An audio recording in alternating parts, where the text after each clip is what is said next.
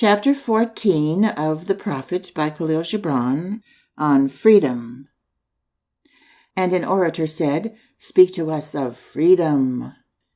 And he answered, "At the city gate and by your fireside I have seen you prostrate yourself and worship your own freedom, even as slaves humble themselves before a tyrant and praise him though he slays them.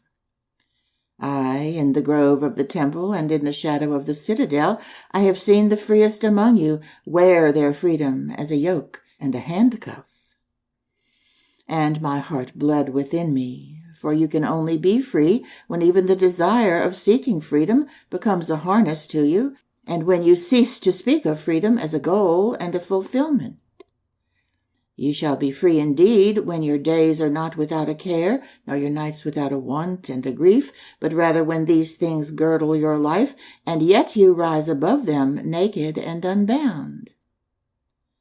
And how shall you rise beyond your days and nights unless you break the chains which you, at the dawn of your understanding, have fastened around your noon hour?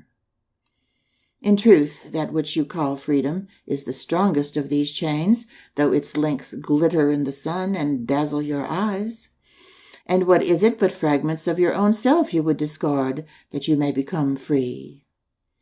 If it is an unjust law you would abolish, that law was written with your own hand upon your own forehead.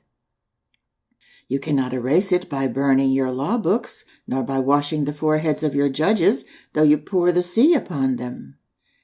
And if it is a despot you would dethrone, see first that his throne erected within you is destroyed. For how can a tyrant rule the free and the proud, but for a tyranny in their own freedom and a shame in their own pride? And if it is a care you would cast off, that cart has been chosen by you rather than imposed upon you.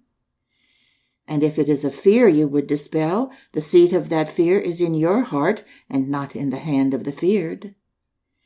Verily, all things move within your being in constant half-embrace, the desired and the dreaded, the repugnant and the cherished, the pursued and that which you would escape.